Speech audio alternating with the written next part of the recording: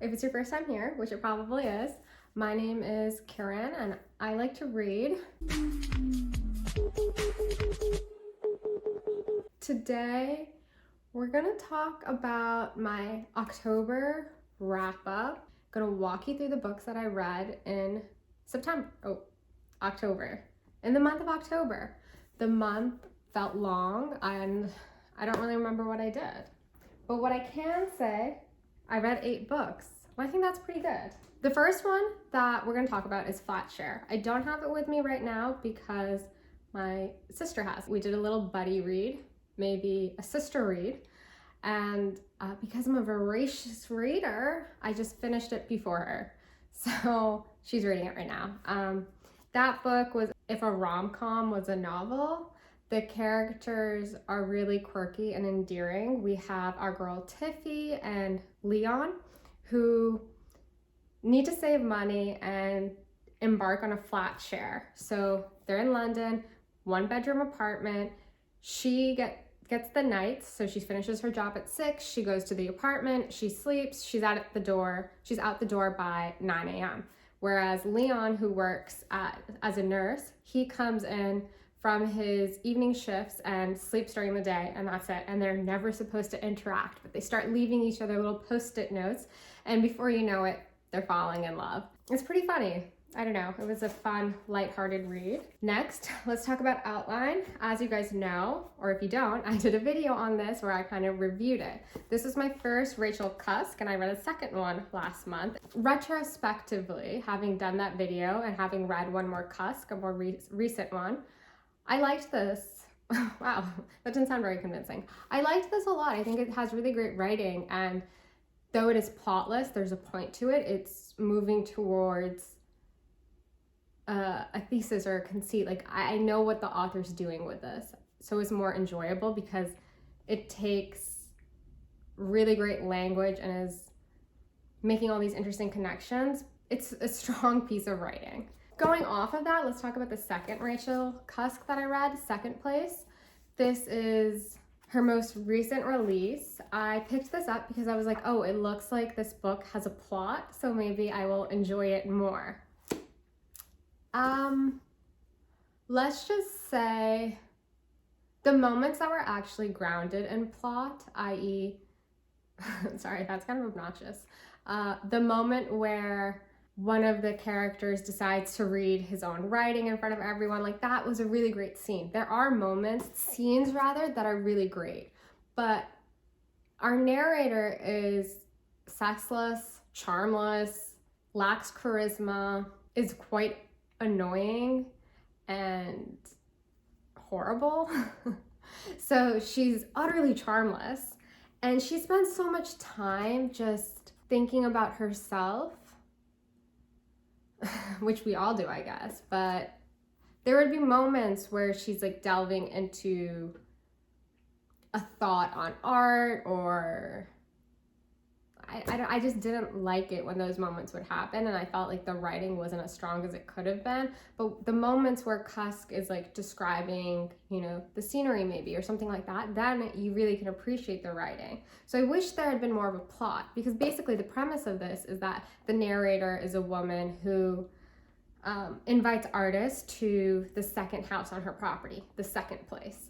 And she invites this one painter who she's obsessed with. He comes through and he hates this woman. He is also not a nice guy. He had his heyday, and he's coming to terms with the fact that his life is ending and he's gonna die, and he's not really managing that very well. And he just does not get along with the narrator, and they kind of butt heads throughout the entirety of the novel. But you would think that because she's obsessed with him that, I don't know, more exciting things would happen, like she would make a move on him or something like that. That doesn't happen. So in that regards, it's kind of boring, but it covers themes of obsession, art, gender roles, things like that. It made me appreciate outline a lot more, because I think that Rachel Cusk's writing really had room to breathe, whereas here it could feel stifling, I guess.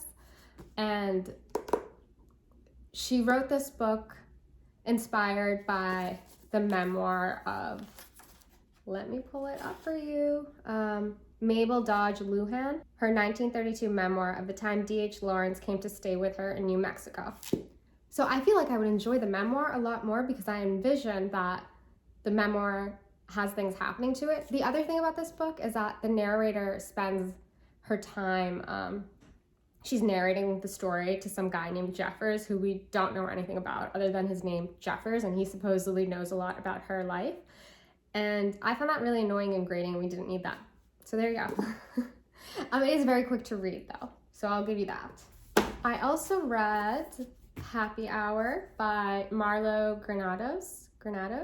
This is a really pretty cover. This is a story of two young 20-something girls who come from England to New York for the summer with no money, with no plan, and basically need to rely on their charms and their beauty and their connections to enjoy and have fun. It's a really fun read. It's very long, I think, though. There's a lot of characters, so I would suggest trying to read this as close together as you can. I took about like a 3-4 day break and came back and I was like, I forgot who half you people are.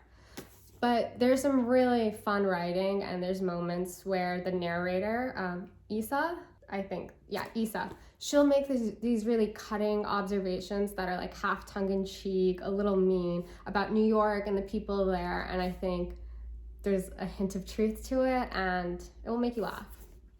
Good time. Now this book is a collection of short stories. The collection is called Lizard by Banana Yoshimoto, which is actually the author's pen name. For a brief time in her life, she decided to use this pen name.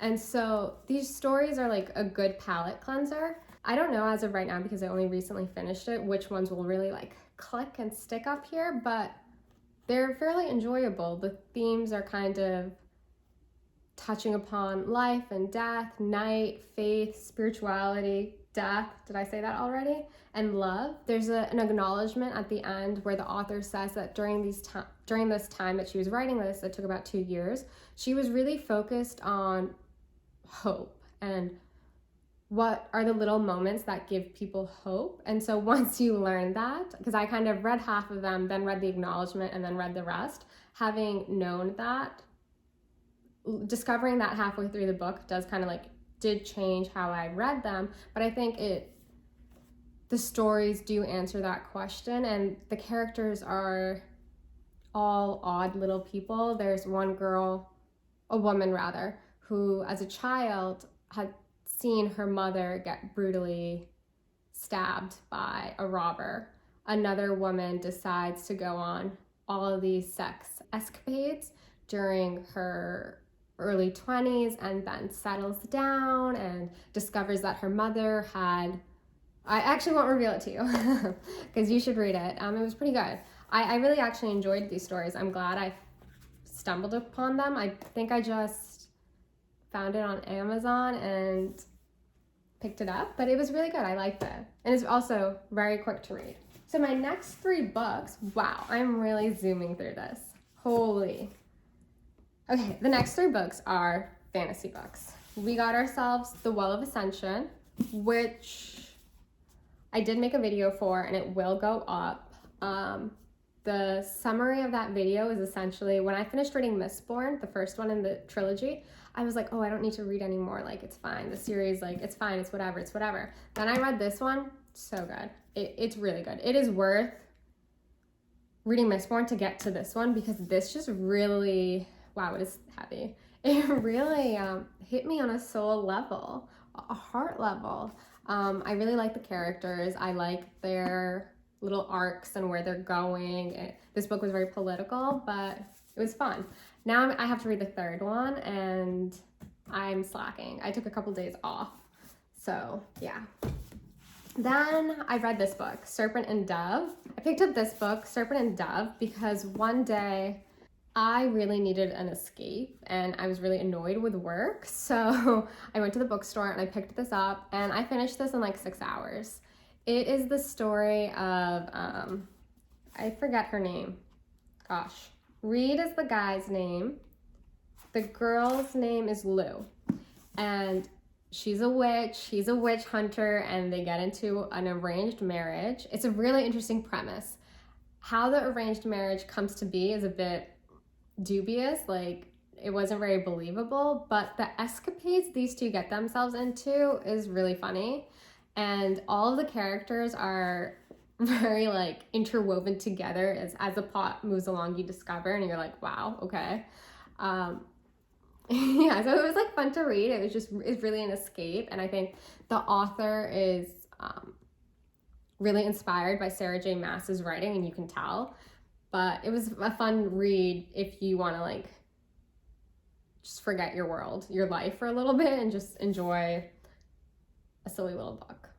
That's what it is. I'm not sure if I'm gonna read the rest. I was like reading some reviews of the second one, and basically as a result of the things that happened in the first one, the Reed and Lou are like on the rocks a little bit, and I don't know if I want to deal with that kind of turmoil. Like, I don't think I want that. So that's that. Then finally, I also read We Free the Stars. So this is the second to We Hunt the Flame, and wowza. Let's see. I think, okay, overall, I like this world. It's really interesting to me, but I don't think that this author's writing style is entirely for me. There were moments where the pacing felt a little bit choppy and some of the descriptions just weren't speaking to me. However, having said that, the characters are lovely. Altair and Lana, amazing. I love them. Lana is the younger sister of our protagonist, and we don't get a lot of her in the first book. We get a lot of her in this one, and she is very sassy and bold and brave and clever. She's great. Altair is, I don't want to give a spoiler, but he has a heart of gold. I love that guy.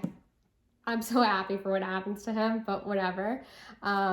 And then Nasir and Saphira are two main characters. You kind of just see their love develop. Saphira at the end of the first book had somehow bound herself to the book they were searching for, and the book is kind of like, you know, in the Chamber of Secrets where Ginny and Tom Riddle's diary happens. It's kind of like that-ish, and I think that that's a really fascinating plot moment, because we're able to see this book's like inner workings and mind. I wish that was like explored a bit better, but that's besides the point. And those two characters kind of like come full circle, and you see their love. Their love sometimes was like very hot and cold to me, and I didn't find that really believable. But Nasir says some incredible lines to Saphira.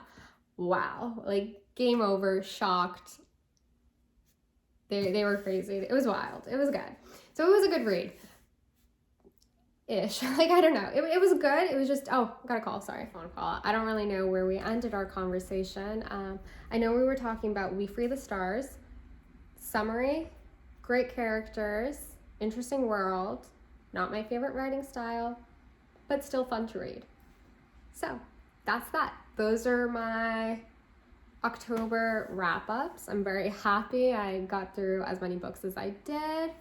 November, we've got quite the assortment of books because I'm trying to read a lot in November. We'll see how that goes, but yeah, this month I'm going to be going to Spain, so maybe I'll film some of that and take you guys along. But I think what would be great is that if you liked this video, please give it a thumbs up, drop a comment, let me know what you read in the month of October, and if you read any of the same books as me, I'd love to know your thoughts on them. And that's that. Okay, see you later.